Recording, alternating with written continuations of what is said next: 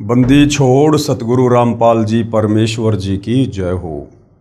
परम पिता परमात्मा सारी सृष्टि के रचनहार कुल मालिक असंख्य ब्रह्मांडों के स्वामी जगत गुरु तीनों लोकों में प्रवेश करके सबका धारण पोषण करने वाले राजाधीराज आत्माधार नाथों के नाथ देवों के देव महादेव सर्वेश्वर महेश्वर मृत्युंजय अजरो अमर आदि अनादि सनातनी प्रभु जगत पिता जगदीश्वर श्री श्री 1008 की उपाधि के वास्तविक अधिकारी अकाल मूर्त शब्द स्वरूपी राम वासुदेव सर्वगतम ब्रह्म परम पूज्य प्रथम पूज्य परम संत परम पुरुष परम धनी परम दयालु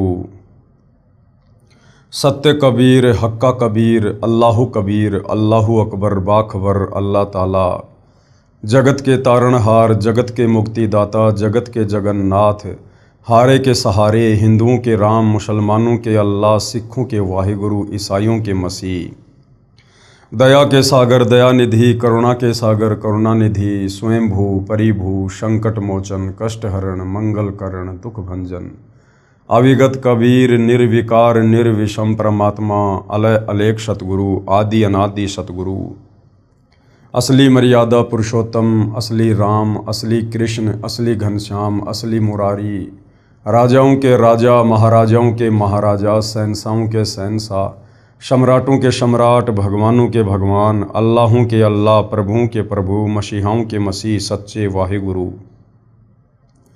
बाबाओं के बाबा पीरों के पीर सेठों के सेठ जगत सेठ सावड़सा सेठ सर्वगुण संपन्न अनंत कोटि कलाओं के स्वामी अनंत कोटि ब्रह्मांडों के नायक योगियों में महायोगी ध्यानियों में महाध्यानी सिद्धों में परम सिद्ध ज्ञानियों में तत्वज्ञानी ब्रह्मज्ञानी महाज्ञानी परम ज्ञानी सर्वश्रेष्ठ ज्ञानी विज्ञानी युवा कबीर समरथ कबीर असमवात अमित ओजा सच्चे रहनुमा करीम अल्लाह सुभान अल्लाह दुनिया के अंतिम पैगंबर 8 सितंबर 1951 से गांव धनाना जिला सोनीपत हरियाणा भारतवर्ष की पावन भूमि पे प्रकट रियल कल्कि भगवान श्री नारायण साकार हरि श्री बाबा साहेब नूर अनंत परमात्मा सच्चे दरवेश सच्चे बाखबर संत श्रोमणी सतगुरु रामपाल जी परमेश्वर जी के चरण कमल में आप और हम सभी भाई बहनों का अनंत कोटि दंडवत प्रणाम।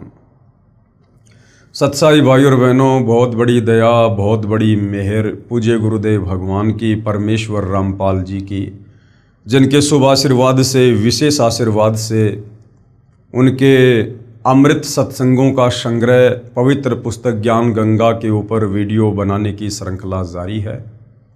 इसी श्रृंखला में आज हमारा ये 21वें नंबर का वीडियो है और प्रत्येक वीडियो में हमें अध्यात्म के विषय में बहुत कुछ जानने और समझने को प्राप्त हो रहा है।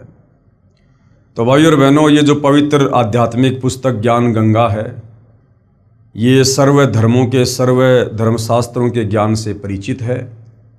यानी जो ज्ञान सदियों से सतयुग से लेकर वर्तमान समय तक जो आध्यात्मिक ज्ञान हमारे सदग्रंथों में भक्ति और भगवान को लेकर लिपिबद्ध है, जिस ज्ञान का सार आज तक हमारे धर्मगुरु आचार्य शंकराचार्य इस ज्ञान का निष्कर्ष निकाल कर भगत समाज को नहीं दे पाए कि वास्तव में शास्त्र अनुकूल भक्ति क्या है, सत भक्ति मंत्र क्या हैं, परमात्मा कौन है, कैसा है, कहाँ रहता है, कैसे मिलता है, वो तमाम ज्ञान आज इस पवित्र पुस्तक ज्ञान गंगा में सतगुरु रामपाल जी ने जिस प्रकार से मक्खन को गर्म करके और घी बनाकर फिर कई वर्षों के लिए सुरक्षित रख दिया जाता है, उसी प्रकार से सतगुरु रामपाल जी ने सदियों से उलझे हुए इस आध्यात्मिक ज्ञान को साफ सुथरा करके निष्कर्ष निकाल के और भगत समाज के सामने अब अपने सत्संग और अपनी पवित्र पुस्तकों के माध्यम से सार्वजनिक कर दिया है। तो भाई और बहनों, यदि अब भी हम इस भक्ति का लाभ नहीं उठाएंगे, यानी सतगुरु रामपाल जी की शरण में आकर यदि हम शास्त्र अनुकूल भक्ति नहीं करेंगे, तो फिर हम कभी भी लक 84 योनियों से और इस काल के जन्म मरण के चक्कर से बाहर नहीं निकल सकते हैं। और जब तक हम लक 84 योनि के चक्कर से जन्म मरण के चक्कर से बाहर नहीं निकलेंगे, तब तक हमें वो परम शांति और परम सुख नहीं होता जिसकी खोज में ये आत्मा युगों युगों से लगी हुई है। तो भाई और बहनों, कुआं खुद प्यासे के पास चलकर आया है, और अब भी यदि कोई अपनी आध्यात्मिक प्यास नहीं बुझाएगा तो उससे बड़ा मूर्ख इंसान फिर धरती पर कोई नहीं होगा। क्योंकि मनुष्य जन्म चाहे स्त्री का हो या पुरुष का, हमें केवल परमात्मा प्राप्ति के लिए ही मिलता है। 84 लाख योनियों में एक ये सर्वश्रेष्ठ मानव चोला जो विचार कर सकता है, चिंतन मनन कर सकता है, सलाह ले सकता है, सलाह दे सकता है और भक्ति कर सकता है। केवल मनुष्य शरीर में ही हम भक्ति कर सकते हैं, अन्य योनियों में भक्ति नहीं कर सकते। तो भाई और बहनों, हम तो केवल प्रार्थना कर सकते हैं, आप लोगों को संदेशा दे सकते हैं कि परमात्मा स्वयं धरती पर सतगुरु रामपाल जी के नाम से प्रकट हैं। यदि फ़ायदा उठा सकते हो, आत्म कल्याण करवा सकते हो तो करवा लीजिए, अन्यथा जिस तरह युगों युगों से हम इस काल के कर्म बंधन में बंध कर कभी लक 84 योनि में, कभी जन्म मरण में, कभी नरक में, कभी तपतशिला पर जो असहनीय कष्ट उठा रहे हैं, वो हम यूं ही उठाते ही रहेंगे। तो भाई और बहनों, इस पवित्र पुस्तक ज्ञान गंगा के ऊपर आज हमारा ये 21वें नंबर का वीडियो है। यदि आपने इस पुस्तक पर बन चुके पहले के वीडियो नहीं देखे हैं तो आपने अवश्य देखने चाहिए, ताकि आप इस अमृत ज्ञान को, शास्त्र अनुकूल ज्ञान को अच्छे से समझ सकें और अपनी आत्मा का कल्याण करवा सकें। तो भाई और बहनों, सृष्टि रचना, जैसा कि बार बार आप भाई बहनों को बताया जाता है कि सृष्टि रचना भक्ति मार्ग की नींव है, मूल है। सृष्टि रचना को समझे बिना हम भक्ति मार्ग को कभी भी नहीं समझ सकते, और ना हम कभी भक्ति को सफलता की ओर लेकर जा सकते हैं, क्योंकि सृष्टि रचना अध्यात्म की मास्टर की है। तो सृष्टि रचना आपको कई बार मौखिक और सतगुरु रामपाल जी की इस पवित्र पुस्तक ज्ञान गंगा से दिखाकर भी समझा दी गई है।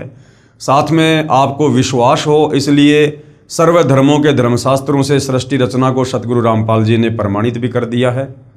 और जिन जिन महापुरुषों को परमात्मा स्वयं सतलोक से चलकर इस पृथ्वी पर प्रकट होकर जिंदा बाबा या सतगुरु रूप में मिले हैं, उन महापुरुषों ने भी अपनी गवाही दी है कि परमात्मा कौन है, कैसा है, कहाँ रहता है, हम पहले कहाँ रहा करते थे, और हम यहाँ जन्म मरण और लक 84 योनियों का कष्ट क्यों उठा रहे हैं। तो भाई और बहनों, उसके बाद कोई शंका नहीं होनी चाहिए और हमें तुरंत इस भक्ति को स्वीकार कर लेना चाहिए। साथ में उन तमाम आत्माओं के आपको इंटरव्यू भी सुनाए गए हैं, दिखाए गए हैं, जिन आत्माओं ने सतगुरु रामपाल जी की शरण प्राप्त करने के बाद इस शास्त्र अनुकूल सत भक्ति से जो जो लाभ उठाए हैं, जो जो सुख उनके शरीर में और परिवारों में हुए हैं, उन्होंने अपने मुख से उन सब का व्याख्यान किया है, जो कि आप और हमारे विश्वास के लिए काफ़ी हैं। और भी कुछ भाई बहन हैं जो पहले महाकष्ट भोग रहे थे, 3 ताप के कष्टों से दुखी थे, प्रारब्ध के कर्मों से दुखी थे, हर तरह से साधु संत महात्माओं की शरण में जाकर थक चुके थे। जितने भी यत्न और प्रयत्न उन्होंने करने थे वो उन्होंने किए, लेकिन उसके बावजूद भी किसी भी प्रकार का लाभ वो अपने शरीर में या परिवार में नहीं उठा पा रहे थे। और जैसे ही उनको सतगुरु रामपाल जी के विषय में पता चला, उन्होंने सत्संग सुने, ज्ञान को समझा, और जैसे ही सतगुरु रामपाल जी की शरण प्राप्त की, उनसे उपदेश लिया, और उपदेश प्राप्त करके जब उन्होंने शत भक्ति मंत्रों का जाप शुरू किया, और जब से उन्होंने त्रिकाल संध्या शुरू की है, तब से उनके घर में और उनके परिवार में वो अवर्णनीय, अकल्पनीय सुख हुए, जिनका वो बखान करते करते नहीं थक रहे हैं। तो भाई और बहनों, आज इस पवित्र पुस्तक ज्ञान गंगा में ऐसी ही कुछ और भगत आत्माएं हैं जिन्होंने सतगुरु रामपाल जी से उपदेश प्राप्त करने के बाद जो जो आध्यात्मिक लाभ प्राप्त किए हैं, वो अपनी जुबानी आप और हमारे विश्वास के लिए बता रहे हैं। संत हो तो ऐसा, यदि धरती पर संत हो तो ऐसा। यानी संत तो बहुत हैं धरती पर, गांव गांव, नगर नगर में संत ही संत है। हिंदुस्तान तो आध्यात्मिक क्षेत्र है, इसलिए यहाँ तो आपको हर नगर में, हर गांव में कोई न कोई संत महात्मा अवश्य मिलेगा। लेकिन भाई और बहनों, धरती पर एक समय में केवल एक ही पूर्ण संत होता है। अब इन लाखों में से उस एक पूर्ण संत की पहचान करना बड़ा कठिन है। हालांकि वैसे गुरुदेव भगवान ने पवित्र गीता जी से और वेदों से ये साबित कर दिया है कि वास्तव में पूर्ण संत की क्या पहचान है।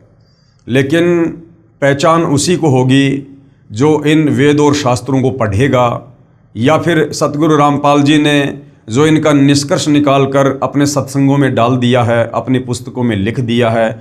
जब हम सतगुरु रामपाल जी के सत्संग सुनेंगे या उनके द्वारा लिखी पुस्तकों को पढ़ेंगे तो एक समय में धरती पर एक ही पूर्ण संत होता है और वो पूर्ण संत स्वयं कबीर परमात्मा जी ही होता है। उनके अलावा कोई सच्चा ज्ञान इस काल के 21 ब्रह्मांड में बता ही नहीं सकता है। तो संत हो तो ऐसा। मैं शशि प्रभा प्रधानाचार्य यानी प्रिंसिपल राजकीय वरिष्ठ माध्यमिक विद्यालय डिगाना जिला जिंद में कार्यरत हूँ। मैं अपने घर के लड़ाई झगड़े मानसिक तनाव के कारण लगभग 35 वर्ष से परेशान थी। अब देखिए भाइयों और बहनों, आम तौर पर व्यक्ति यही सोचता है कि मैं पढ़ लिख कर कोई नौकरी प्राप्त कर लूँगा, 10, 15, 20 हज़ार रुपये मेरे घर में हर महीने आने लग जाएंगे तो मैं सुखी हो जाऊँगा। लेकिन यहाँ एक प्रिंसिपल शशि प्रभा बहन, उसकी तो काफ़ी तनख्वाह थी, उसके बावजूद भी उसके घर में वो कष्ट थे, वो कहर टूट रहे थे जिनका वर्णन करना मुश्किल है। तो भाइयों और बहनों, जीवन में पैसा ही सब कुछ नहीं होता है। ठीक है, हम जिस लोक में रह रहे हैं यहाँ पर पैसा भी ज़रूरी है, यानी धन भी ज़रूरी है। लेकिन धन केवल आपकी आवश्यकता पूरी कर सकता है, आपके कर्मों को धन मिटा नहीं सकता, आपके भाग्य में लिखी समस्याओं को धन समाप्त नहीं कर सकता है। मैं अपने घर के लड़ाई झगड़े मानसिक तनाव के कारण लगभग 35 साल से परेशान थी। पति मारता भी था, सारा वेतन छीन लेता था तथा जितना उससे परेशान किया जाता वह करता था।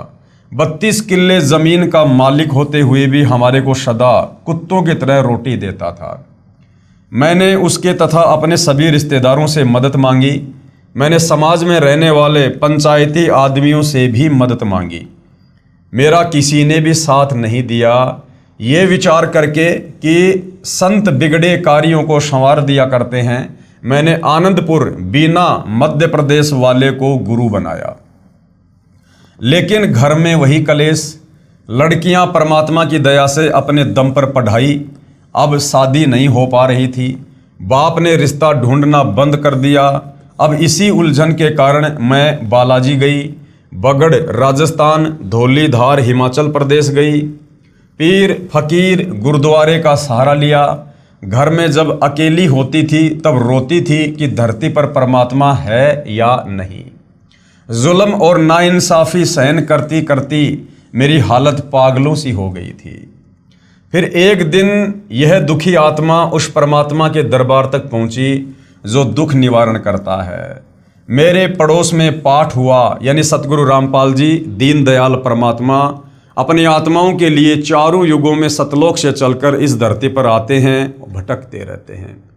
परमेश्वर को पता था कि अब उस आत्मा को शरण में लेने का समय आ गया है, इसलिए पूज्य गुरुदेव सतगुरु रामपाल जी ने उस बहन शशि प्रभा के पड़ोस में अपने किसी भगत के घर पर सत्संग रख दिया। मेरे पड़ोस में पाठ हुआ। मेरी पड़ोसन मुझे प्रसाद देने के लिए मेरे घर बुलाने आई। जाने के बाद बातचीत हुई। पाठ के बारे में बताया कि यह पाठ परमात्मा की सच्ची वाणी है जिससे दुख कटते हैं, परंतु ये पाठ केवल सतगुरु रामपाल जी की आज्ञा अनुसार करवाने से ही लाभ होता है। अन्य किसी से पाठ करवाने से कोई लाभ नहीं होता। जैसे राजा परीक्षित को कथा सुनाने के समय किसी भी ऋषि ने पाठ यानी कथा करने की हिम्मत नहीं की, क्योंकि वे अनअधिकारी थे तथा 7वें दिन परिणाम मिलना था। इसलिए स्वर्ग से ऋषि सुखदेव आए। उन्होंने राजा परीक्षित को नाम देकर शिष्य बनाकर 7 दिन तक कथा पाठ की, तब राजा परीक्षित को कुछ राहत मिली। कहने का मतलब भाइयों और बहनों, धर्मशास्त्रों का जो पाठ होता है, जो कथा होती है, जो आजकल आप जी दे रहे हैं, बहुत सारे साधु संत महात्मा कथावाचक जहां मन में आता है वहीं पर पांडाल लगाकर कथा करनी शुरू कर देते हैं, केवल धन प्राप्ति के लिए। असल में ये जो पवित्र धर्म ग्रंथ हैं, इनका पाठ करने का अधिकारी भी पूर्ण संत ही होता है, और पूर्ण संत केवल परमात्मा ही होते हैं। बाकी लोग अनधिकारी हैं, उनके द्वारा इन शास्त्रों की कथा किसी भी प्रकार का कोई भी आध्यात्मिक लाभ ज्ञान यज्ञ के अलावा आप जीवों को नहीं दे सकती है। तो सतगुरु रामपाल जी ही वर्तमान में इस पूरी पृथ्वी पर वो चाहे श्रीमद् देवी भागवत हो, चाहे सुधा सागर हो, चाहे गीता जी हो, चाहे चारों वेद हो, चाहे किसी भी प्रकार की कथा हो, उस कथा को कहने के वास्तव में एकमात्र अधिकारी परम संत वर्तमान में धरती पर सतगुरु रामपाल जी ही हैं। उनके मुख कमल से सुनी हुई कथा और उनके द्वारा करवाए गए धार्मिक अनुष्ठान से ही हमें सर्व आध्यात्मिक लाभ हो सकते हैं, अन्यथा नहीं होंगे। वर्तमान में कोई भी वास्तविक ज्ञान व सत्य साधना से परिचित नहीं है, इसलिए कोई भी पाठ कर देता है जिससे साधक को कोई लाभ नहीं होता है। वह बहन जिससे मेरी चर्चा हुई सतगुरु रामपाल जी महाराज के विचार सुना करती थी। अशिक्षित होते हुए शास्त्रों का गूढ़ रहस्य सतगुरु रामपाल जी से सुनाया। मैं प्रधानाचार्य यानी प्रिंसिपल होते हुए भी हैरान थी कि ऐसा लगा परमात्मा मेरा हाथ पकड़ने जा रहे हैं। बहन ने बताया, हमारे गुरुजी दुखों का निवारण करते हैं। अपने आध्यात्मिक ज्ञान से हमें सतभक्ति देकर, सतभक्ति मंत्र देकर, फिर जब हम उन मंत्रों का जाप करते हैं, गुरुदेव के बताए अनुसार घर पर 5 यज्ञ करते हैं और धर्मशास्त्रों का पठन पाठन करते हैं, उससे हमें सर्व आध्यात्मिक लाभ होते हैं और दुखों का निवारण होता है। मैंने अपने को व्यक्त किया कि आप मुझे अपने गुरुजी के दर्शन करवा सकते हो। मालिक की दया से अगले दिन मैं सतगुरु रामपाल जी महाराज जी को साधारण सी कुर्सी पर बैठा पाया। मैं नहीं जानती थी कि सतगुरु क्या होते हैं, उनकी महिमा क्या होती है। जो जितना ऊंचा होता है वह उतना ही साधारण दिखता है। हमारा स्थान तो धरती से भी नीचे है। हम परमात्मा की महिमा को क्या समझें। मेरे गुरुजी ने मेरी व्यथा सुनी और कहा कि आप नाम उपदेश ले लो।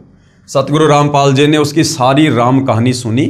हालांकि वे तो अंतर्यामी थे, जानी जान थे, लेकिन लीला एक संत की कर रहे हैं, जिसके चलते उन्होंने उस बहन से उसकी सारी कथा सुनी। और उसके बाद गुरुदेव ने कहा कि देख बेटी, हमारे पास में कोई इंजेक्शन तो है नहीं, ना हम कोई दवाई देते हैं, ना कोई झाड़ा लगाते हैं, ना कोई जंत्र मंत्र करते हैं। हमारे पास तो राम नाम की दवाई है। हमारे पास तो पूर्ण परमात्मा का शत भक्ति मंत्र है।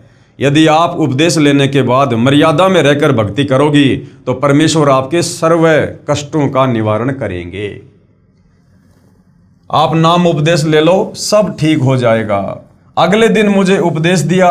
1 महीने के अंदर अंदर लड़की का रिश्ता आया और फिर शादी हुई। मुझे ऐसा लगा कि कुछ अनहोनी सी हो रही है। वही पति जो रिश्ता भी नहीं कर रहा था आज शादी कर रहा है। फिर कुछ समय बाद मेरी बड़ी लड़की के पेट में रिशोड़ी हो गई। बच्चा अभी था नहीं। फिर चिंता बनी। मैंने अपने लड़के को कहा कि तुमने देखा कि जब हम फिल्म देखते हैं तो इधर से परमात्मा की प्रार्थना की जाती है और उधर से किसी व्यक्ति का ऑपरेशन चल रहा हो तो वह ठीक हो जाता है। वह मेरी बात से सहमत हो गया और ताजपुर दिल्ली सतगुरु के सत्संग में सेवा में चली गई। वहाँ से मैं लड़की के पास अस्पताल में गई। ऑपरेशन ठीक हुआ। जो शंका कैंसर की हुई वह भी ठीक हुई। फिर लड़की गर्भवती हुई। इतने में जमाई के साथ एक ट्रैक्टर मोटरसाइकिल की दुर्घटना का समाचार मिल गया। मुझे तो मेरे पूज्य गुरुदेव जी के अतिरिक्त कुछ नहीं सूझता। मालिक की जितनी महिमा गाऊं थोड़ी है। इस जिव्या से जितना मैं अपने गुरुजी की महिमा लोगों को सुनाऊं थोड़ी है। 1.5 महीने के अंदर ठीक होकर जमाई घर आ गया। दुनिया क्या समझे कि मेरी प्रार्थना परमात्मा सुनता है। हृदय से की गई परमात्मा परमेश्वर अवश्य सुनते हैं। जिस दिन से मैंने ये उपदेश लिया, यानी सतगुरु रामपाल जी से नाम उपदेश लिया, मैंने उन नकली संतों की फोटो अपने आंगन में डालकर शवा कर दी। सतगुरु रामपाल जी की भक्ति का नियम है कि सतगुरु रामपाल जी से उपदेश प्राप्त होने के बाद, यानी सतगुरु रामपाल जी को अपना सतगुरु धारण करने के बाद, पहले आप चाहे कितने सतगुरु धारण कर चुके थे, आपके घर में साधु संत महात्माओं की, देवी देवताओं की कितनी भी फोटो क्यों ना है, लेकिन सतगुरु से उपदेश लेने के बाद आप जब अपने घर पर दरबार साहिब लगाओगे तो केवल आपके सतगुरुदेव भगवान की ही फोटो होनी चाहिए। अन्य पहले वाले गुरुजनों की, साधु संतों की फोटोएं दरबार में या घर में नहीं होनी चाहिए। यदि आप घर में अकेले उपदेशी हैं और आपके बाकी घर वाले अन्य संतों को मानते हैं, तो वो अपने दरबार में अलग से अपने कमरे में अपने गुरुजियों की फ़ोटो रख सकते हैं, अपने देवी देवताओं की फ़ोटो रख सकते हैं, हमें कोई ऑब्जेक्शन नहीं। लेकिन सतगुरु रामपाल जी का भगत अपने घर में जिस कोने में दरबार लगाकर भक्ति करता है, कम से कम उस कमरे में या उस दरबार में अपने गुरुदेव के अलावा अन्य किसी साधु संत महात्मा या देवता की फ़ोटो नहीं होनी चाहिए। उस दिन से मेरी यह जीवन की गाड़ी पटरी पर चढ़ी। 23 सितंबर 2003 को मैंने अपनी जागती आंखों से 4-5 बजे को एक भयानक आकृति देखी। इतनी भयानक आकृति का व्यक्ति था कि यदि नाम न ले रखा होता तो मेरा दिल फट जाता। यानी काल बली वहाँ पर आया, क्योंकि उस बहन का वो जीवन का अंतिम समय था, उसके बाद उसकी आयु शेष नहीं थी। लेकिन वो सतगुरु से पहले ही उपदेश प्राप्त कर चुकी थी और ऋग्वेद में कहा गया है कि वो परमात्मा भक्ति करने वाले भगत की आयु बढ़ा देता है, श्वासों को बढ़ा देता है, अपने भगत को 100 वर्ष जीने के लिए आयु प्रदान करता है। तो बहन शशि प्रभा का वो अंतिम दिन था। यदि वो सतगुरु रामपाल जी की शरण में ना होती तो उस दिन उसे काल उठाकर ले जाने वाला था। परंतु मुझे उस समय तो भय नहीं लगा, लेकिन यह एहसास हो गया कि यह यमदूत है। अगले दिन मैंने अपने गुरुजी को बताया, जिन्होंने ये स्पष्ट किया कि मेरे उक्त दिन को श्वास पूरे हो गए थे। गुरुदेव ने कहा कि बेटी, उस दिन तेरी श्वासें पूरी हो चुकी थी, उसके बाद तेरा जीवन शेष नहीं था। अब मैं अपने परमात्मा स्वरूप गुरुजी की दया से ही जी रही हूँ। उन्हीं की कृपा से छोटी लड़की की शादी एक इंजीनियर लड़के से पिछले वर्ष हुई। 2-3 बार मेरी नौकरी जाने की भी आशंका हुई, लेकिन फिर मेरे परमात्मा ने मुझे संभाला, मुझे 2 पदोन्नति दी, यानी नौकरी में उनका प्रमोशन हुआ। सतगुरु रामपाल जी महाराज कहते हैं कि राजा भी प्रभु का ही बच्चा होता है, उसमें भी प्रभु की शक्ति काम करती है। परमेश्वर ही अपने साधक के लिए राजा में प्रेरणा करके सर्व फेरबदल करा देता है। यानी सारी सृष्टि कबीर परमेश्वर जी के अधीन है और कबीर परमात्मा ही वर्तमान में सतगुरु रामपाल जी के रूप में धरती पर आप और हमारे आत्म कल्याण के लिए प्रकट हैं। तो भला क्या राजा, क्या महाराजा, क्या ब्रह्मा विष्णु महेश, क्या ये काल और क्या दुर्गा, सबका रिमोट कबीर परमात्मा सतगुरु रामपाल जी के हाथ में है। तो अपने भगत के लिए परमात्मा राजा की भी बुद्धि फेर सकता है, परमात्मा राजा के विचारों को भी चेंज कर सकता है और सर्व कार्य अपने भगत के लिए परमात्मा राजा से करवा दे, ब्रह्मा विष्णु महेश से करवा दे, जिससे चाहे उससे करवा दे। करता हुआ राजा दिखाई देता है, परंतु करवाता परमात्मा ही है।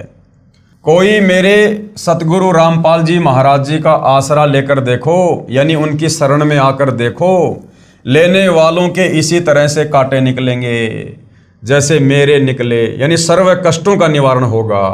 परमात्मा सचमुच बेसहारों का सहारा है, आत्मा की पुकार सुनते हैं। मेरे साथ इन चंद वर्षों में जो हुआ उसे केवल परमात्मा ही कर सकता है। मेरे गुरुदेव जी की महिमा वर्णन करने के लिए मेरे पास शब्द नहीं है। 7 समुद्र की मसी करूं, लेखनी करूं बनराय, सब धरती का कागज करूं, पर सतगुरु के गुण लिखे न जाएं। ये स्वयं ही कबीर साहिब के अवतार हैं, यानी स्वयं ही कबीर परमात्मा धरती पर अवतार लेकर अवतरित हुए हैं। जो परमात्मा का दीदार चाहता है वह करोथा आना ना भूले। दुनिया कहती है कि भगवान को किसने देखा, भगवान कभी दिखाई नहीं देता, वो निराकार है। बहन शशि प्रभा कह रही है अपने भक्ति अनुभव के आधार से कि यदि किसी को परमात्मा के वास्तव में दर्शन करने हैं तो अपनी आंखें खोलो, सतगुरु रामपाल जी के सत्संग सुनो, उपदेश लो। परमात्मा आपके समक्ष हैं, बस केवल उन्हें पहचानने की आवश्यकता है। मुझ छोटे से जीव को आपने कैसे उभारा, यानी बहन शशि प्रभा अपने गुरुदेव भगवान की महिमा कर रही है कि मुझ छोटे से जीव को आपने कैसे उभारा। आपकी मैं कृतज्ञ हूँ, यानी हे गुरुदेव मैं आपकी एहसानमंद हूँ, और किन शब्दों में आपकी महिमा गाऊं, इन्हीं शब्दों को पाठक अपने हृदय में उतार लो और लाभ उठाओ। तो भाइयों और बहनों, ये जितनी भी पुण्यात्माएं हैं, ये अपने दिल की गहराई से और जो अनुभव इन्होंने इस भक्ति को अपनाने के बाद अनुभव किए हैं और जो आध्यात्मिक, शारीरिक और पारिवारिक लाभ इन आत्माओं को मिले हैं, उस आधार से ये अपने गुरुदेव भगवान की महिमा कर रही हैं, जो कि सत्य है।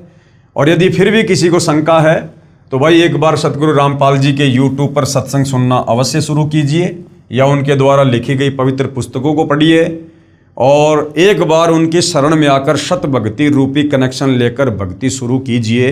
जो लाभ अपनी तुच्छ जिव्या से बखान करते करते जिन आत्माओं के मुंह का थूक सूख गया है, आपकी भी ऐसी ही हालत होगी। बहुत तुच्छ प्राणी भगतमती शशि। उसके बाद भाई और बहनों, एक और भगत आत्मा है, भगत दीपक दास। वो भी अपने परिवार की आत्मकथा से समाज को परिचित करवाना चाहता है कि वास्तव में पूर्ण संत सतगुरु रामपाल जी की शरण में आने के बाद हमें किस प्रकार से आध्यात्मिक लाभ प्राप्त हुए, ताकि अन्य भगत भाई बहनों को भी भक्ति करने की प्रेरणा मिले। भगत दीपक दास के परिवार की आत्मकथा। बंदी छोड़, यानी जो काल के बंधनों से छुड़वा दे, गधा कुत्ता सूअर बनने से छुड़वा दे, जन्म और मरण के चक्कर से छुड़वा दे, तपस्या के कष्ट से छुड़वा दे, नरक जाने से छुड़वा दे, उसको कहते हैं बंदी छोड़। यानी इस काल बलि ने, जो ब्रह्मा विष्णु महेश का पिता है, दुर्गा का पति है, इस काल ने हम आत्माओं के ऊपर जो कर्मों के बंधन डाल रखे हैं, जो हम युगों युगों से उन बेड़ियों में जकड़ कर यहाँ पर अपने प्रारब्ध में कष्ट भोग रहे हैं, उन तमाम कर्म बंधनों से जो हमें छुड़वा दे, उसको कहते हैं बंदी छोड़। बंदी छोड़ सतगुरु रामपाल जी महाराज जी की जय। मुझदास का नाम भगत दीपक दास पुत्र श्री बलजीत सिंह, गांव महलाना, जिला सोनीपत है। अब देखिए भाई और बहनों, जब हम शुरुआत में सतगुरु रामपाल जी से जुड़ते हैं तो ये परमेश्वर है, ये परमात्मा है। कुछ सुख परमेश्वर अपनी तरफ से, अपने कोटे से देते हैं, ताकि इस बच्चे का विश्वास बने और ये भक्ति पर लगा रहे। उसके बाद जैसे जैसे हम भक्ति करेंगे, फिर परमेश्वर हमें भक्ति से लाभ देंगे। तो शुरुआत में हम इस ज्ञान को इतना नहीं समझ पाते हैं, इसलिए कुछ त्रुटियां हमारे अंदर रह जाती हैं। जैसे यहाँ पर भगत दीपक दास जी ने अपना इंट्रोडक्शन देते समय कहा कि मुझदास का नाम भगत दीपक दास है। अब कोई भी भगत अपने नाम से पहले भगत शब्द का प्रयोग नहीं कर सकता, सीधा सीधा दीपक दास कह सकता है। भगत का नाम उसके नाम से पहले कोई दूसरा व्यक्ति ले सकता है। जैसे मैं पवन दास, और मैंने यदि आपके विषय में किसी को कुछ समझाना है या कुछ लिखना है, तो आपके विषय में लिखते समय आपके नाम से पहले मैं पवन दास, आपके नाम से पहले भगत शब्द लिख सकता हूं। यदि मैं पवन दास अपने विषय में लिखूंगा और यदि मैं कहूं कि भगत पवन दास, तो ये उचित नहीं लगता। मैं ये कह सकता हूं पवन दास, सतगुरु रामपाल जी का भगत पवन दास, लेकिन अपने नाम से पहले स्वयं भगत शब्द यूज करना ये थोड़ा सा ज्ञान के विपरीत है। फिर भी चलो कोई बात नहीं। मुझ दास का नाम भगत दीपक दास पुत्र श्री बलजीत सिंह, गांव महलाना, जिला सोनीपत है। हम 3 पीढ़ियों से राधा स्वामी पंथ डेरा बाबा जयमल सिंह से नाम उपदेशी थे। सबसे पहले मेरे दादी जी की माता जी, यानी मेरे पिताजी की नानी जी ने राधा स्वामी पंथ से नाम उपदेश ले रखा था। उसके बाद मेरे दादा दादी जी और फिर मेरे माता पिताजी ने भी राधा स्वामी पंथ से संत गुरविंदर सिंह जी से नाम लिया हुआ था। हम भी गुरविंदर जी महाराज को पूर्ण पुरुष मानते थे तथा इस पंथ में पूर्ण श्रद्धा ये सोचकर रखते थे कि यह संसार में प्रभु प्राप्ति का श्रेष्ठ पंथ है। और उनके विशाल डेरे और विशाल संगत समूह को देखकर विशेष आकर्षित थे और सेवा करने के लिए डेरा बाबा जयमल सिंह व्यास पंजाब में तथा छतरपुर पूषा रोड दिल्ली भी जाते रहते थे। लेकिन इस पंथ में उम्र विशेष में नाम दिया जाता है, इसलिए अभी मैं इस पात्रता के लिए अयोग्य था। यानी बचपन में इस पंथ में नाम नहीं दिया जाता है, युवा होने के बाद नाम दीक्षा दी जाती है, जो कि अध्यात्म के खिलाफ है। अरे युवा अवस्था आते आते यदि उसके प्राण छूट गए तो वो तो रह गया भक्ति और भगवान से कोसों दूर। जबकि अध्यात्म का नियम है कि जैसे ही बच्चा 3 वर्ष का हो जाए, 3 वर्ष का बच्चा थोड़ा थोड़ा बोलना या चलना फिरना शुरू कर देता है, उसी समय बच्चे को नाम उपदेश दिलवाकर भक्ति पर लगा देना चाहिए। मेरे माता पिता जिस दिन राधा स्वामी पंथ में नाम लेने के लिए गए हुए थे, उसी दिन मेरे छोटे भाई जिसकी उम्र 5 साल थी, उसके हाथ से पड़ोस के एक बच्चे की आंख में कोई वस्तु अनजाने में लग गई। जब शाम को नाम उपदेश लेकर मेरे माता पिता वापस आए, उसी दिन से हमारा व हमारे पड़ोसियों का बैर हो गया, यानी दुश्मनी हो गई कि आपके बेटे ने हमारे बेटे की आंख में जानबूझकर चोट मारी है, और उसी दिन से हमारे ऊपर दुखों का पहाड़ टूट पड़ा। उसी दौरान मेरे दादाजी का बीमारी के कारण देहांत हो गया। जब मेरे दादाजी का पार्थिव शरीर दूसरे कमरे में रखा हुआ था, तो उस समय मेरी दादी जी, जिनका देहांत हुए 12 वर्ष हो चुके थे, मेरी बुआ प्रेमवती में प्रेत की तरह प्रवेश करके बोली। मेरी दादी ने भी राधा स्वामी पंथ से प्राप्त 5 नामों की बहुत ज़्यादा साधना कर रखी थी। वे नियमित रूप से 3 बजे ही व दिन में भी भजन व सुमरण करने के लिए बैठ जाया करती थी और घंटों राधा स्वामी पंथ के बताए नामों का जाप व अभ्यास किया करती थी, जो नाम काल के नाम हैं। तो उसकी दादी जी ने उसके बुआ के अंदर प्रेत की तरह प्रवेश करके क्या कहा कि आज तुम्हारे दादाजी का जीवन संस्कार समाप्त हो गया, इसलिए मैं तुम्हें संभालने आई हूँ। मेरी दादी जी को जीवित अवस्था में सांस की बीमारी के कारण खांसी रहा करती थी। वे 12 साल के बाद भी ज्यों की त्यों ही खांस रही थी। जब हमने पूछा कि दादी जी आप तो बहुत दुखी दिखाई दे रही हो, क्या आप सतलोक नहीं गई? तब मेरी दादी ने कहा कि बेटा, मैंने गलत साधना के कारण अपना अनमोल मनुष्य जीवन व्यर्थ कर दिया और अब मृत्यु के पश्चात भूत योनि में कष्ट उठा रही हूँ। मैं कहीं सतलोक में नहीं गई। मेरी माता जी ने घोर आश्चर्य के साथ पूछा कि माँ, क्या आपको आपके गुरु चरण सिंह जी महाराज ने नहीं संभाला?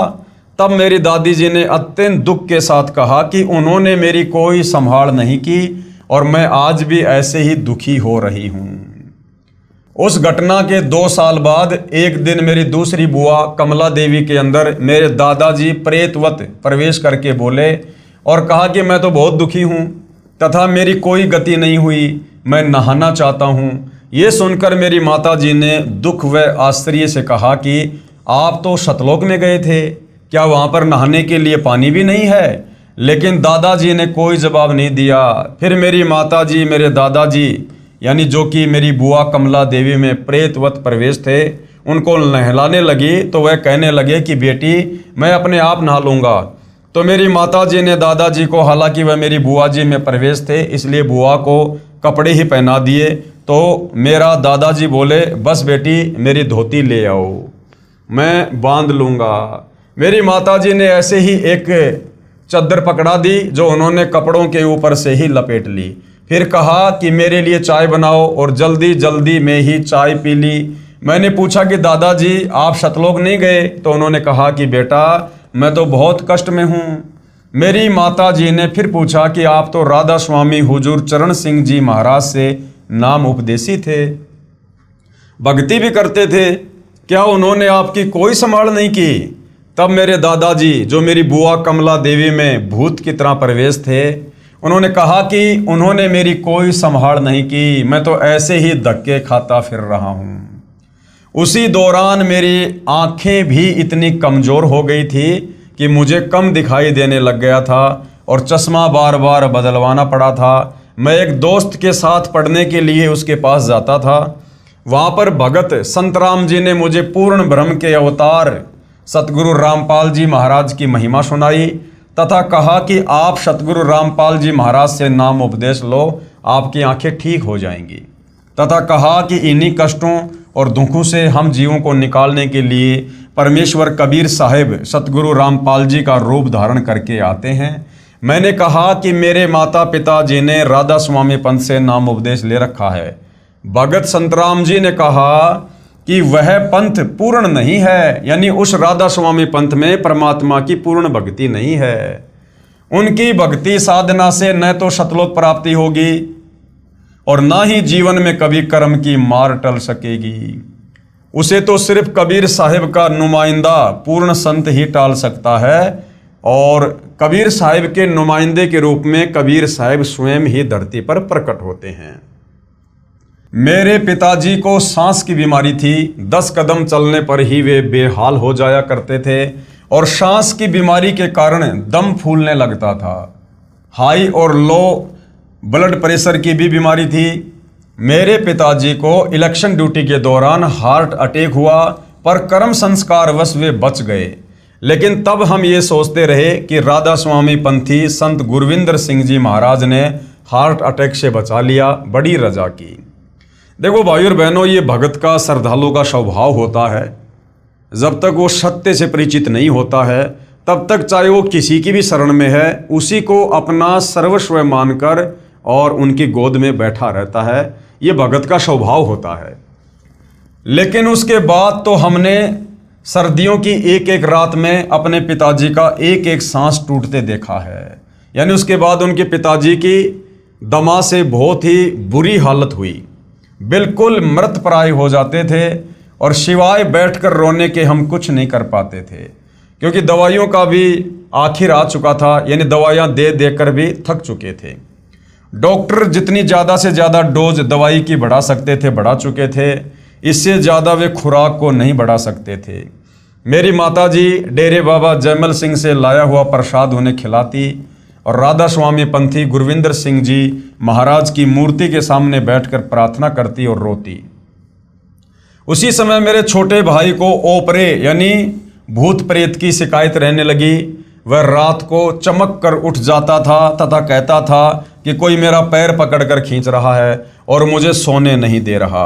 यानी राधा स्वामी पंथ से दीक्षा भी ले रखी, उन गुरुओं के कहे अनुसार भक्ति भी कर रहे हैं, उसके बावजूद भी शरीर में, घर में, परिवार में दुर्गति ज्यों की त्यों।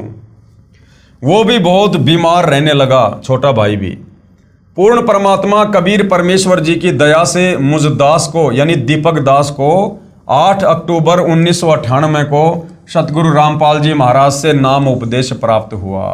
सतगुरु रामपाल जी महाराज जी की असीम कृपा से 20 दिन के अंदर ही मेरा चश्मा उतर गया तथा मैंने दवाई खाना भी छोड़ दिया।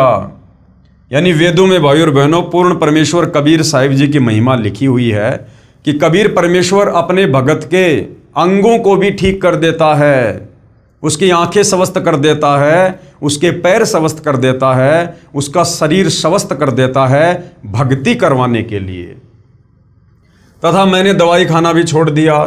मुझे सतगुरु रामपाल जी महाराज पर पूरा विश्वास हो गया था। भगत संतराम जी ने घर पर आकर मेरे माता पिताजी को भी समझाया कि आप पूर्ण परमात्मा कबीर साहिब के नुमाइंदे पूर्ण सतगुरु रामपाल जी महाराज से नाम उपदेश लो, आपके सर्व कष्टों का निवारण हो जाएगा। यहाँ पर जो बार बार ये नुमाइंदा शब्द आ रहा है भाई और बहनों कि भाई पूर्ण परमात्मा कबीर साहिब के नुमाइंदे पूर्ण संत रामपाल जी, नुमाइंदे का मतलब होता है कि कबीर जी के द्वारा भेजा गया संत। तो भाई और बहनों, जब आप इस आध्यात्मिक ज्ञान में आगे बढ़ेंगे तो आप जी को पता चलेगा कि सतगुरु रामपाल जी स्वयं ही सतलोक से चलकर आए हैं। ये स्वयं ही कबीर परमात्मा हैं और परमात्मा कभी भी सतलोक से इस काल के लोक में जीवों से भक्ति करवाने के लिए अपना नुमाइंदा संत नहीं भेजता है। उसके बाद मैंने भी अपने माता पिता को समझाया तो वे बोले, हम पहले तो राधा स्वामी में थे, अब सतगुरु रामपाल जी महाराज से नाम उपदेश लेंगे, दुनिया क्या कहेगी। तब मैंने कहा कि पिताजी, यदि एक डॉक्टर से इलाज नहीं हो रहा तो क्या दूसरा डॉक्टर नहीं बदलेंगे?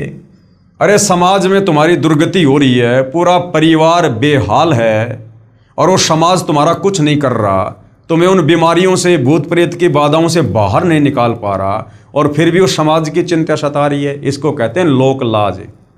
और कबीर परमात्मा कहते हैं कि लोक लाज ना कीजिए, निर्भय हो रहिए, जय मन चावे राम को यानी भक्ति को तो दशा तन धरिए। परंतु दुखी बहुत थे। कुछ समय बाद कबीर परमेश्वर जी की शरण में आ गए और राधा स्वामी पंथ के उन 5 नामों का त्याग करके पूर्ण सतगुरु रामपाल जी महाराज से नाम उपदेश ले लिया। सतगुरु कबीर साहिब जी कहते हैं, शरण पड़े को गुरु संभाले, जान के बालक भोला रे, और कह कबीर तुम चरण चित्र राखो, ज्यों सुई में डोरा रे। क्योंकि नादानी में परमात्मा प्राप्ति की चाहत में कष्टों के निवारण के लिए आप आत्मा को जहाँ कहोगे वो वहीं जाकर साधु संतों की शरण ले लेती है।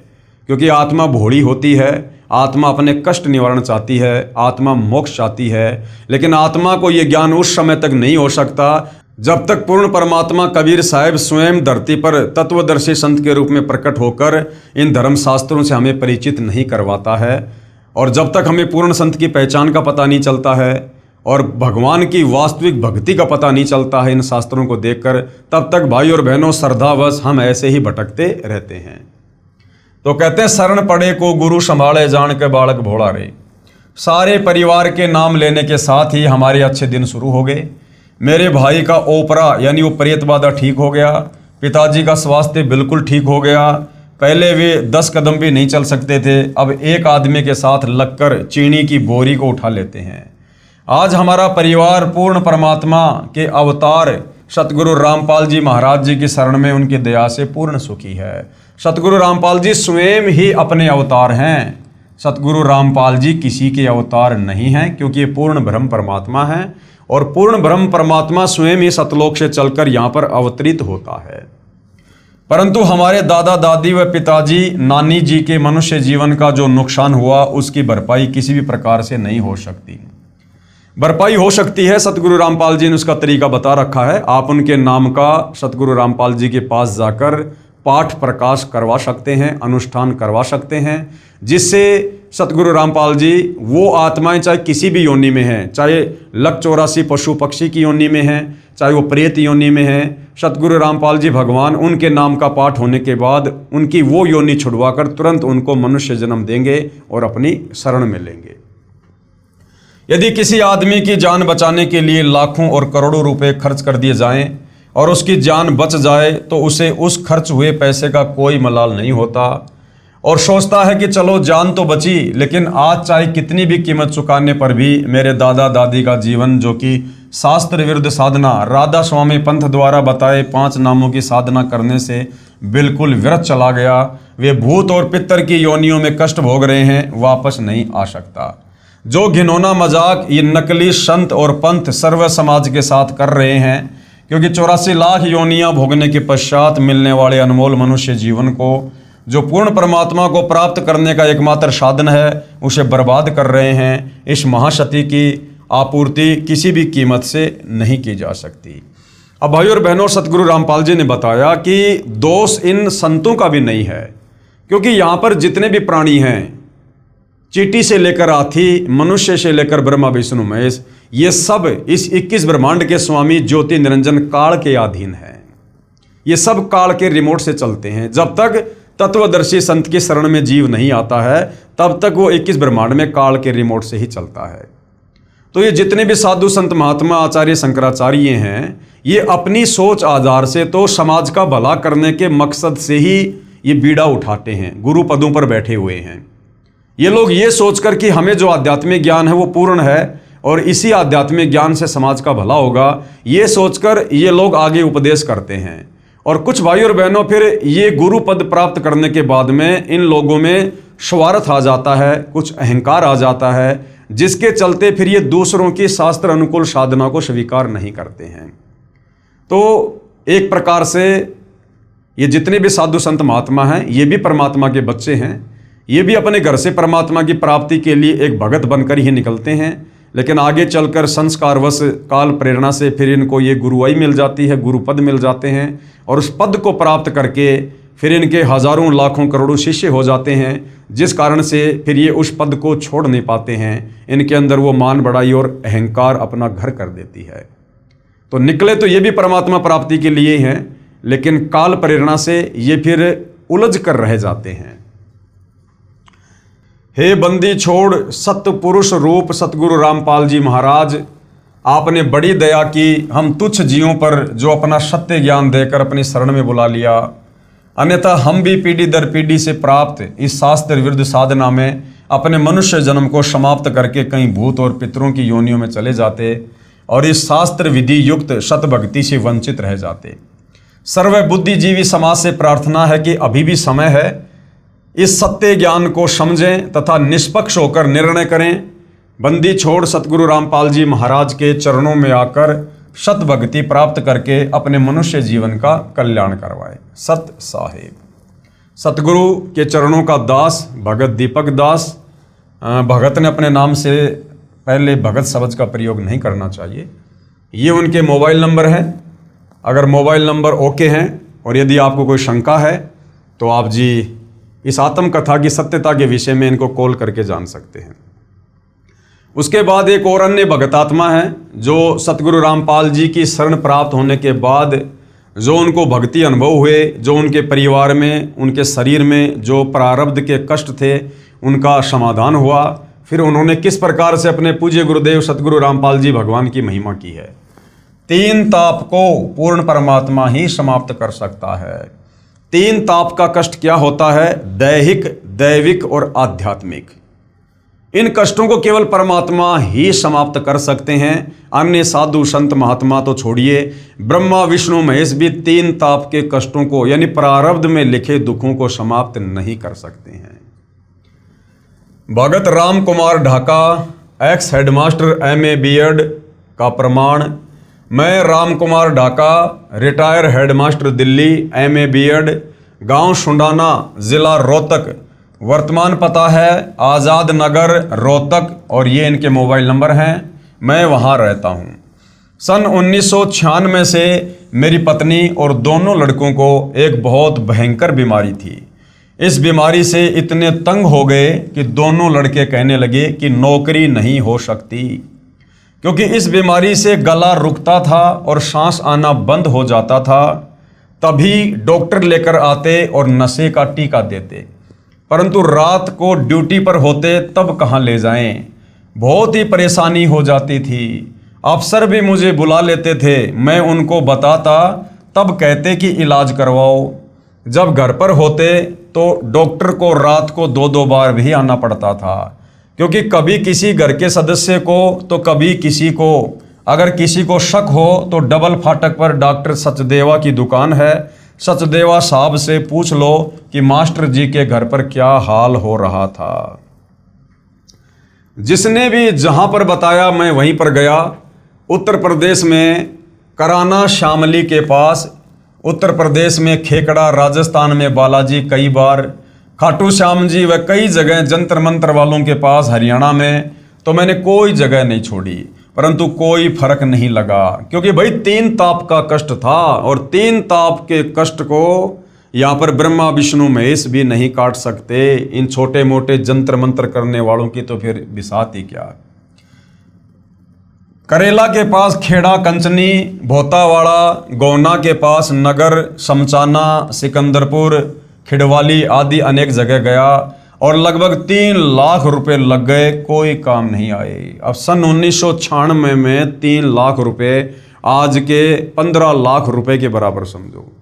यानी इतना पैसा भगत रामकुमार ढाका जी ने अपने परिवार की बीमारी पर बर्बाद किया और लाभ कुछ नहीं। मैं थक गया और मेरा परिवार बर्बाद हो गया। यानी रामकुमार ढाका जी खुद सरकारी नौकरी में, उनके दोनों बच्चे खुद नौकरी कर रहे हैं और उसके बावजूद भी कह रहे मैं थक गया, बर्बाद हो गया मेरा परिवार इस 3 ताप के कष्ट के कारण। मेरी पत्नी ने मेरे से कहा कि मेरा जीवन समाप्त होने वाला है, तथा भगत सुभाष पुत्र महेंद्र पुलिस वाला जिस सतगुरु रामपाल जी की महिमा सुनाता है, मुझे उसी संत से नाम दिला दे। पहले मैं किसी बात पर विश्वास नहीं करता था तथा गुरु बनाना तो बहुत ही बुरा काम समझता था। कहा करता था कि तेरा गुरु तो मैं ही हूँ, क्योंकि रामकुमार ढाका जी खुद शिक्षक थे, टीचर थे। तो ये कहा करते थे कि भाई मैं तो लोगों का गुरु हूँ और मैं गुरु क्यों बनाऊँ। लेकिन भाई जो शिक्षक होता है वो केवल अक्षर ज्ञान तक सीमित है, लेकिन आध्यात्मिक गुरु अलग होते हैं। जो कर्म के कष्ट आध्यात्मिक गुरु मिटा सकता है वो अक्षर ज्ञान वाला गुरु नहीं मिटा सकता। मैं MA B.Ed, मेरे से ज़्यादा कौन गुरु होगा, परंतु परिस्थितियों ने मुझे विवश कर दिया तथा मैंने ये भी स्वीकृति अपनी पत्नी को दे दी कि आप नाम ले लो। यानी मास्टर रामकुमार ढाका जी ने अपनी पत्नी से कहा कि आप दीक्षा ले लो, मैं फिलहाल दीक्षा नहीं लूँगा, मैं तो खुद ही गुरु हूँ, मैं लोगों को ज्ञान देता हूँ। आपका जीवन शेष नहीं है, क्योंकि उस समय मेरी पत्नी का वजन 50 किलोग्राम रह गया था, पहले 80 किलोग्राम वजन था। उठने बैठने से भी रह गई थी, चलना फिरना तो बहुत दूर की बात थी। मैंने कहा मर तो ली, नाम और लेकर देख ले, अपने मन की यह और करके देख ले। अब मैं तेरे को नहीं रोकूंगा, नाम ले ले, ठीक है। क्योंकि सतगुरु रामपाल जी से नाम लेने के लिए कहने दूसरे तीसरे महीने सुभाष हमारा भतीजा आता था और कहता था ताई नाम ले लो नहीं तो मरोगे। मैं कहता था कि कोई डॉक्टर छोड़ा नहीं, हम बालाजी आदि सभी तांत्रिकों के पास सिर मार लिया, तो आपका संत क्या ले रहा है। यानी भाई तुम्हारे गुरुजी के पास में क्या है, हम तो हर जगह भटक लिए, बड़े बड़े मंदिरों में हर जगह जा लिए। क्योंकि उस समय तक मास्टर रामकुमार ढाका जी को संत की परिभाषा का पता नहीं था, इनको संत के गुणों का पता नहीं था, इसलिए अनजाने में ये इस प्रकार की बातें किया करते थे। परंतु तंग आकर कहीं बात नहीं बनी, तब नाम लेने भेज दी। क्योंकि मैं भी अपने परिवार के आश्रम में जाने के सख्त विरुद्ध था। 16 जनवरी 2003 में नाम लिया और गहरी नज़र गीता में नामक पुस्तक साथ लेकर आई। 1 महीने में जैसे दीपक में तेल डाल दिया, इस प्रकार रोशनी हो गई। हर महीने 3 किलो वजन बढ़ने लगा। मास्टर रामकुमार ढाका जी की धर्मपत्नी जब नाम दीक्षा लेकर आई तो वो तुरंत ऐसे स्वस्थ होने लगी जैसे किसी ने बुझते हुए दीपक में तेल डाल दिया हो और लो फिर से जल उठी हो। और साथ में वो सतलोक आश्रम करोथा से गहरी नज़र गीता, जो सतगुरु रामपाल जी ने पवित्र गीता जी का निष्कर्ष निकालकर एक पवित्र पुस्तक लिखी है, वो पुस्तक भी साथ घर पर लेकर आई। मेरी पत्नी के नाम लेने से ही मेरे बड़े लड़के को भी बगैर नाम लिए ही अच्छी नींद आने लगी। क्योंकि घर में परमात्मा का प्रवेश हो गया, और जिस घर में परमात्मा का प्रवेश हो जाता है फिर वहाँ से दुष्ट आत्माएं, प्रेत आत्माएं पलायन करना शुरू कर देती हैं। जैसे मान लीजिए घर के किसी सदस्य ने ऑल आउट खरीद कर घर में लगा दिया। अब ऑल आउट तो खरीद कर वो लाया, लेकिन मच्छरों से मुक्ति अन्य को भी मिल जाती है। तभी उसने अपनी पत्नी को नाम दिलवाया, यानी मास्टर रामकुमार ढाका जी के लड़के ने भी अपनी पत्नी को नाम दिलवाया। फिर मैंने गहरी नज़र गीता में पुस्तक पढ़ी, तब मैं भी गहराई में गया तो पाया कि ऐसा ज्ञान कभी नहीं पढ़ा और ना कभी सुना था। और मैंने भी अप्रैल 2003 में नाम दीक्षा ले ली। आज मेरे घर में सभी बड़े बच्चे तक सब नाम ले चुके हैं और भक्ति कर रहे हैं। जब वह बीमारी होती थी तब सारा घर कांप उठता था। लड़ाई झगड़ा, नौकरी में विवाद, डॉक्टर का आना जाना या मेडिकल में इमरजेंसी में लेकर पहुंचते थे। आज हमारा घर स्वर्ग के समान है और सतलोक जाने की इच्छा है। 1 महीना पहले शौपन में परमेश्वर कबीर साहिब जी गुड़गांव सेक्टर 57 में प्लाट बुक कर गए। जब ड्रॉ निकला तो वही प्लाट नंबर मिला जो शौपन में कबीर परमेश्वर ने बताया था। सुबह समाचार पत्र पढ़ा तो वही प्लॉट नंबर अलॉट था। हमारे यहाँ ऐसी बीमारी थी कि कोई भी इतना दुखी नहीं होगा जो हम थे। अब सतगुरु रामपाल जी महाराज से उपदेश प्राप्त करने के पश्चात बहुत थोड़े दिनों में हम बहुत सुखी हैं।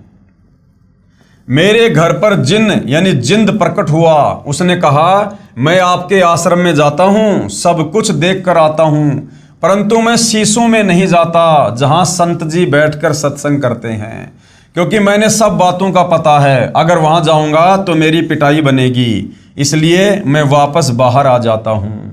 और तुम कहीं तांत्रिकों के पास क्या, चाहे बालाजी गए, मैं अंदर जाया ही नहीं करता, बाहर रह जाता हूँ। मेरे को कोई बांधने वाला नहीं है। मेरे साथी डरपोक थे, वो भाग गए, अब मैं नहीं जाऊँगा। मेरे को पढ़कर छोड़ रखा है।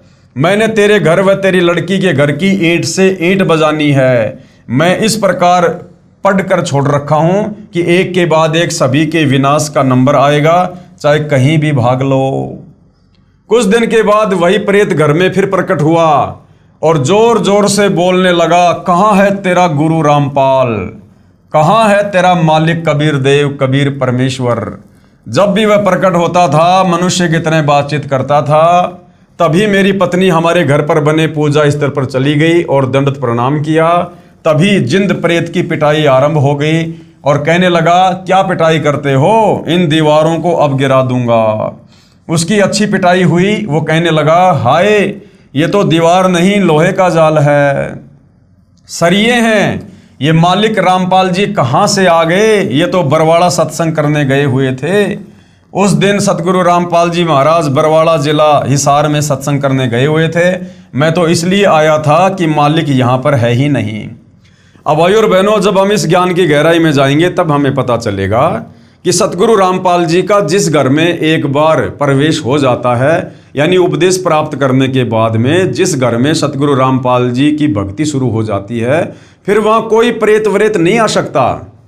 तो यहाँ पर ये जो जिंद कहा जा रहा है कि हमारे घर पर आया और इस प्रकार से बोला, तो भाई और बहनों, ये सारे खेल सतगुरु रामपाल जी परमेश्वर जी के हैं। उस भगत रामकुमार ढाका के परिवार को विश्वास दिलाने के लिए ये सारा खेल सतगुरु रामपाल जी ने स्वयं ही जिंद के रूप में खेला, ताकि उस परिवार को सतगुरु रामपाल जी की शरण में आने के बाद उनकी भक्ति पर विश्वास हो और आज के बाद वो अन्य किसी भी साधु संत महात्मा या तांत्रिक के चक्कर में पड़कर अपने जीवन को बर्बाद ना करे। तो परमेश्वर इस प्रकार से भी अपनी आत्माओं को अपनी शरण में बनाए रखते हैं। जिंद ने कहा कि मैं आया था तुम्हारी ईंट से ईंट बजाने, परंतु मेरी ईंट से ईंट बज गई। मेरे को नरक में डालेंगे, मैं चला जाऊंगा, मुझे छुड़वा दो। करोथा आश्रम में सतगुरु रामपाल जी बैठे हैं, इनको आदमी मत समझना, पूर्ण परमात्मा आए हुए हैं, इनको मत छोड़ देना, नहीं तो खता खा जाओगे, यानी धोखा खा जाओगे। ऐसे ही खेड़ा कचनी वाला पंडित भी इलाज करता था। तो सतगुरु रामपाल जी ने स्वयं के ऊपर विश्वास करवाने के लिए इस प्रकार की लीला जिंद के रूप में इस परिवार के साथ की। जब मैं खेड़ा कचनी में गया तो उस पंडित ने बताया कि आपका परिवार एक के बाद एक करके खत्म हो जाएगा। मैंने नहीं मानी, परंतु शाहपुर में ही भाई की लड़कियों की शादी कर रखी है तथा वह पंडित भी शाहपुर का ही है। फिर पंडित जी ने हमारे चौधरी को बताया कि रोहतक वाले चौधरी रामकुमार के यहाँ बहुत खतरनाक बीमारी है और सारा परिवार नष्ट हो जाएगा, उनको बुला कर लाओ। तब हमारे चौधरी साहब ने बटेऊ को मेरे पास भेजा। हमारे बटेऊ जिले सिंह ने बताया और वह साथ लेकर गया। बुलाना तो आसान था, परंतु फिर इलाज बहुत मुश्किल हो गया, उसके काबू में नहीं आया। मंगल व शनिवार को रात के समय 5-5 चौकियां आती थी, उन्हें उतारता और साथ में तालाब में डाल देता। ये कार्यक्रम 4 साल तक चलता रहा, परंतु बाद में हाथ खड़े कर दिए। मैं बोतावाड़ा जींद एक स्याणे के पास पहुंचा। उसने कहा कि तेरी बीमारी मैं काट दूंगा, आपकी बीमारी का मुझे पता है। वह हमें कई बार बालाजी भी ले गया, यानी सतगुरु रामपाल जी की शरण में आने से पहले की बातें हैं ये। न उस स्याणे के काबू में आया और ना ही उसके मंदिर में, क्योंकि मंगल व शनिवार को चौकियों के आने से उसको इतना तंग कर दिया कि वह भी हाथ खड़े कर गया। क्योंकि चौकियां जब आती थी तो मेरे पास भी संदेश आ जाता था कि रात 9 से 2 बजे तक आग जलाकर पानी का लोटा लेकर और लाठी लेकर जागते रहना है। ये कार्यक्रम सन 1996 से 2002 तक चलता रहा। बोतावाड़े के पास जब चौकी आई तो उसमें एक पर्ची मिली थी। बोतावाले शाने को कहा था कि 20 से हट जा, तेरे को 50,000 रुपये दे देंगे, नहीं तो तेरी भी खैर नहीं। उसने डर के कारण मुझे इनकार कर दिया। मैं दिन में दिल्ली नौकरी करने जाता और रात को पहरा देता, कभी रात को डॉक्टर को बुला कर लाता। मेरी बहुत ही दुर्दशा थी। कौन कह रहे हैं? मास्टर रामकुमार ढाका जी। मैं ऊपर के काम से तथा सारा परिवार बीमारी से बहुत तंग था। किसी को कहते तो मजाक करते थे, किसी ने भी साथ नहीं दिया। बहुत पैसे, लगभग 3 लाख खर्च हो गए। मेरी पत्नी चांदकौर को थायराइड हो गई थी। जनवरी 2003 में डॉक्टर ओपी गुप्ता ने थायराइड के लिए तिमारपुर दिल्ली अस्पताल में दाखिल करवाने के लिए मार्क कर दिया, परंतु वहां न जाकर मैं मेडिकल में डॉक्टर चुग इसका स्पेशलिस्ट था, उससे इलाज करवाया। उसने कहा सारी उम्र दवा खानी पड़ेगी, परंतु अब 2003 में सतगुरु रामपाल जी से नाम लेने के बाद दवाई बिल्कुल समाप्त हो गई। मैंने डॉक्टर चुग को भी चेक करवाया तो हैरान हो गए ये कैसे हुआ, और उनको सारी बातें समझाई। अब मेरे लड़के व मेरी पत्नी की सभी बीमारियां बंदी छोड़ ने ठीक कर दी। किस बंदी छोड़ ने? सतगुरु रामपाल जी ने। बड़े लड़के का नाम सुरेंद्र कुमार तथा छोटे लड़के का नाम मनोज कुमार है। दोनों हरियाणा पुलिस में नौकरी करते हैं। जब वे दोनों ही उस जिंद भूत से ग्रस्त थे, वह घाल ने भी उन पर कई बार अटैक किया, लेकिन नाम उपदेश ले रखा था, इसलिए उनको परमात्मा कबीर साहिब ने बचा लिया। तत्वदर्शी जगत गुरु सतगुरु रामपाल जी महाराज हमारे लिए ही अवतरित हुए हैं, यानी सतलोक से चलकर स्वयं ही आए हैं। क्योंकि जिस परिवार में 2 लड़के नौकरी पर दोनों में ही जिंद हो तो उस घर में क्या होगा। जिस औरत के दोनों लड़कों के साथ ऐसा खिलवाड़ हो और खुद में भी जिंद हो तो क्या जिंदगी है। जो लोग करोथा आश्रम के बारे में ज्ञान अर्जित नहीं करते वे लोग अंधेरे में हैं, क्योंकि पढ़ने के लिए दिमाग दिया है, पढ़िए और सोचिए कि वास्तविकता क्या है। यानी दुनिया के बहकाने में मत आइए। जिन्होंने करोथा आश्रम को लेकर और सतगुरु रामपाल जी को लेकर जो समाज में तरह तरह की भ्रांति अपने स्वार्थवश फैला रखी थी, आप उन लोगों की बातों पर विश्वास ना करके या तो सतलोक आश्रम करोथा में जाकर, हालांकि ये बहुत समय पहले का इंटरव्यू है, वर्तमान में सतगुरु रामपाल जी मई 2026 में सतलोक आश्रम धनाना में है। हालांकि करोथा आश्रम का भी कार्य जोर शोर से चल रहा है। आने वाले समय में हो सकता है सतगुरु रामपाल जी सतलोक आश्रम करोथा में बैठकर भी सत्संग करेंगे। तो कहने का मतलब है किसी के कहने से संतों के विषय में अनाप शनाप बातें करना या उनकी निंदा करना महापाप का भागी होता है। आप या तो संत जी से डायरेक्ट जाकर मिलिए या संत जी के प्रवचन सुनिए, उनके द्वारा लिखी पुस्तकें पढ़िए, जिससे आप सत्यता से परिचित हो सके। हमारा परिवार बर्बाद हो गया था। मेरे बच्चे और मेरी पत्नी जब ठीक हो गई तभी मैंने अपने आप को सतगुरु रामपाल जी के चरणों में समर्पण कर दिया। मेरा कुछ नहीं है, ये तन मन धन सब गुरु जी के चरणों में समर्पित करता हूँ। मेरी लड़की ने व दामाद ने भी नाम ले लिया। आज मेरी बेटी का घर भी स्वर्ग हो गया है। मेरा दामाद शराब पीता था, उसने शराब भी त्याग दी। मेरी लड़की की प्रमोशन, प्लाट, मकान आदि चंद दिनों में ही प्राप्त हो गए तथा सबकी मौज हो रही है। सन 2003 में बंदी छोड़ सतगुरु रामपाल जी महाराज ने हमारे पाप कर्मों रूपी सूखे घास के ढेर को सतनाम रूपी अग्नि से जलाकर नष्ट कर दिया। जब ही पाप हृदय धर्यो भयो पाप को नाश, और जैसे चिनगारी अग्नि की पड़े पुराने घास। यानी सतनाम वो 2 नाम का मंत्र है जो हमारे प्रारब्ध के पाप कर्मों को सुमरण करने से जलाकर यानी वो नष्ट कर देता है, मिटा देता है। न कोई गंडा, न कोई डोरी, न कोई राख, न कोई ताबीज आदि कुछ नहीं, बस केवल बंदी छोड़ के मंत्र यानी नाम उपदेश मात्र से सर्व रोग नष्ट हो गए। मंत्र तो मोक्ष प्राप्ति के लिए सभी बंधनों से छुटकारा पाकर सतलोक ले जाने का है। ये सभी बीमारियां तो रूंगे में कबीर देव की कृपा से ही समाप्त हो जाती हैं। रूंगा यानी मुफ्त में। यदि ऐसा ना हो तो भक्ति से विश्वास उठ जाता है। अब हम बहुत सुखी हैं। अब चाहे कोई कुछ भी करे, हमारे घर पर कुछ नहीं हो सकता, क्योंकि हम बंदी छोड़ कबीर साहिब के हंस हैं, यानी सतगुरु रामपाल जी के भगत हैं, उनके चरणों में हैं। मैं भी नहीं मानता था, इन बातों को पाखंड कहता था, परंतु जब एक के बाद एक को डॉक्टर के पास ले जाता था तब बीमारी में पैसे भी लगे, तंग भी हुए, तब आंखें खुली, वास्तव में ही जाल में फंसा रखा है।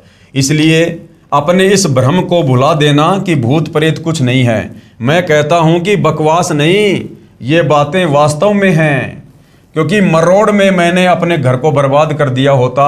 इसलिए मैं सभी पाठकों से प्रार्थना करता हूं कि आप भी अपने समस्त दुखों से छुटकारा पाने व शत भक्ति करने के लिए सतलोक आश्रम करोथा में परम पूज्य सतगुरु रामपाल जी महाराज से मुफ्त में उपदेश प्राप्त करके अपने मनुष्य जीवन को सफल बनाएं। प्रार्थी हेडमास्टर रामकुमार MBEd, ये इनके मोबाइल नंबर हैं, आप जी संपर्क करके बात कर सकते हैं। उपरोक्त कुछ भगतात्माओं की आत्मकथाएं आपने पढ़ी। ऐसे ऐसे भगत हजारों लाखों हैं जो अपनी आत्मकथा पुस्तकों में लिखवाना चाहते हैं, लेकिन यहाँ पर स्थान के अभाव के कारण हम कुछ एक भगतों की आत्मकथा दे पाए। यदि सभी भगतों की आत्मकथा हम लिखने बैठ जाएं तो शायद सैकड़ों पुस्तकें छप जाएंगी। इसलिए समझदार व्यक्ति को इशारा यानी संकेत ही काफी होता है। भक्ति में भेद, भक्ति में बहुत भेद होता है, यानी भक्ति में बहुत अंतर होता है। अब भक्ति तो रामकुमार ढाका का परिवार मेहंदीपुर बालाजी जाकर भी कर रहा था, यानी वहाँ के संतों के कहने पर जो साधना होती है उसको भक्ति कहते हैं। भक्ति भगतात्माएं दूसरे संतों और पंथों में जाकर उन गुरुओं के कहने के अनुसार भी कर रही थी, परंतु उस भक्ति से किसी प्रकार का कोई भी आध्यात्मिक, शारीरिक या पारिवारिक लाभ उनको प्राप्त नहीं हो रहा था, क्योंकि वो भक्ति शास्त्रों के विरुद्ध थी, गीता और चारों वेदों के विरुद्ध साधना थी। तो भक्ति में लाभ होता है और जैसे ही सत भक्ति सतगुरु रामपाल जी से मिली, जो कि शास्त्र अनुकूल साधना है, उसके बाद उनकी काया पलट हो गई। भक्ति भक्ति में बहुत भेद होता है। आप चाहे किसी देव देवी की भक्ति करें, उसका फल अवश्य मिलेगा जो कि नाशवान होगा, लेकिन मुक्ति नहीं हो पाएगी और पाप कर्म भी समाप्त नहीं होंगे, जिन्हें भोगने के लिए बार बार जन्म लेते रहना पड़ेगा। मुक्ति यानी मोक्ष तो केवल पूर्ण संत की शरण में जाकर, अर्थात उनसे नाम उपदेश लेकर पूर्ण परमात्मा की भक्ति करने से ही हो पाएगी, अन्यथा नहीं। ये संसार समझदा नाही, कहंदा शाम दोपहरे नू, और गरीब दास ये वक्त जात है, रोगे इस पहरे नू। जिस प्रकार कोई शराबी व्यक्ति जेठ के महीने में गर्मी में शराब के नशे में धुत और धूप में रोड के किनारे पड़ा हुआ है, और कोई समझदार व्यक्ति उसको कहे कि भाई इतनी भयंकर गर्मी में तेरा शरीर पसीना पसीना हो रहा, मुंह में झाग आ रहे, भाई चल मैं तुझे छाया में लेटा देता हूँ, या मुझे अपने घर का पता बता, मैं तुझे तेरे घर पहुँचा देता हूँ। और वो नशेड़ी व्यक्ति कहेगी रहने दे, मौज हो रही है, कोई दिक्कत नहीं है, तू तेरा काम कर। तो कहते हैं ये संसार समझदा नाही, कहंदा शाम दोपहरे नू। उस भरी दोपहर को, जेठ की गर्मी को भी कह रहा है शाम हो रही है, यानी ठंडक हो रही है, कोई दिक्कत नहीं है। अर्थात हम इतने कष्टों में हैं, परिवार पर, शरीर पर दुनिया भर के कष्ट हैं, इतने हम तनावग्रस्त हैं, चिंतित हैं। और यदि हमें कोई सच्चे सतगुरु की राह बताता है, उनकी शरण में जाने की सलाह देता है, तो हम कहते हैं भाई तू अपना काम कर, मैं जैसा हूं वैसा ठीक हूं। तो हमें आदत हो गई है कष्टों को सहन करने की। ये संसार समझदा नाही, कहंदा शाम दोपहरे नू, यानी दुखों को भी सुख समझ रहे हैं। और आदरणीय गरीबदास जी कहते हैं, गरीबदास ये वक्त जात है कि नालायको, ये समय हाथ से निकल जाएगा। पूर्ण परमात्मा सतगुरु रूप में धरती पर आए हुए हैं, अपनी आत्मा का कल्याण करवा लो। गरीबदास ये वक्त जात है, फिर रोगे इस पहरे नू, इस समय को याद कर करके कुत्ते बन के ऊपर मुंह करके रोया करोगे। फिर अगर आज समय रहते सतगुरु रामपाल जी की शरण में आकर इस सत भक्ति का फायदा नहीं उठाया तो भाई और बहनों, आज के इस वीडियो में गुरुदेव भगवान के आशीर्वाद से केवल इतना ही, क्योंकि कुछ एक आत्माएं थी जिनकी आत्मकथा आप भाई बहनों को सुनाना बताना बहुत ज़रूरी था कि किस प्रकार से सतगुरु रामपाल जी से उपदेश प्राप्त करने से पहले उनका जीवन, उनका परिवार नरक बना हुआ था। भूत प्रेत की बाधा, जिंद की बाधा, हर प्रकार से शरीर को रोगों ने घेर रखा था। घर में हर प्रकार से सर्व सुविधा होते हुए भी घर नरक बना हुआ था। और जैसे ही सतगुरु रामपाल जी की शरण प्राप्त हुई, कुछ ही दिनों में शास्त्र अनुकूल शत भक्ति के तहत शत मंत्रों का जाप करने के चलते उनके घर में, परिवार में हर प्रकार से सुख हुआ। जो ओपरी पराई बाधा, जिंद, भूत प्रेत, पिशाच की थी, वो भी परमेश्वर ने दूर कर दी और आज उनका घर स्वर्ग तुल्य है और आज वो आत्मा निश्चिंत होकर परमात्मा प्राप्ति के मार्ग में लगी हुई है।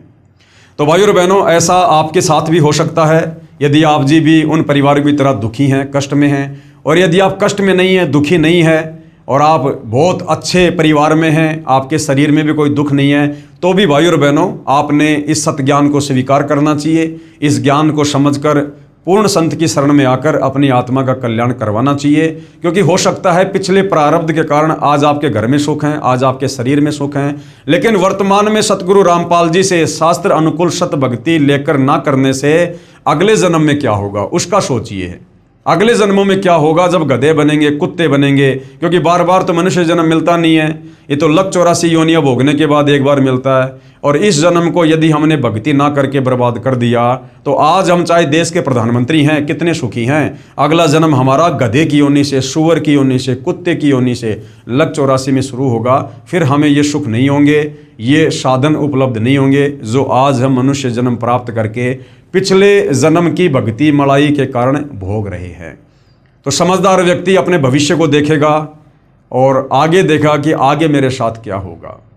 तो भाइयों और बहनों, आगे का दिखाने के लिए ही संत आते हैं, भविष्य को बताने के लिए संत आते हैं, हमारे अंधकार में जीवन को जो है रोशनी से भरने के लिए अपना ज्ञान देकर, अपनी भक्ति देकर संत आते हैं।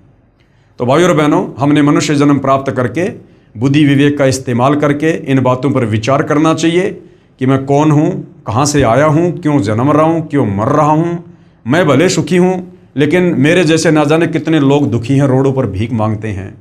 मैं भी इंसान, वो भी इंसान, दोनों में इतना अंतर क्यों? इन तमाम प्रकार के सवालों के जवाब आपको आत्मज्ञान के तहत केवल सतगुरु रामपाल जी के सत्संग सुनने से मिल सकते हैं। और जब आत्मज्ञान होगा तो फिर परमात्म ज्ञान भी सतगुरु रामपाल जी आपको देंगे और आपके इस जीव की मुक्ति भी करवाएंगे, यदि आपने समय रहते उनके ज्ञान को समझकर उनकी शरण ग्रहण करी तो भाइयों और बहनों, केवल निवेदन कर सकते हैं, प्रार्थना कर सकते हैं। इसलिए आज के सत्संग में केवल इतना ही। कल परमेश्वर की सेवा में फिर हाजिर होंगे। तब तक पूज्य गुरुदेव भगवान हम सभी भाई बहनों को आज्ञा दें, आशीर्वाद दें और हमें भ्रमने भटकने से बचाएं और हमारा मार्गदर्शन करें। बंदी छोड़ सतगुरु रामपाल जी परमेश्वर जी की जय हो।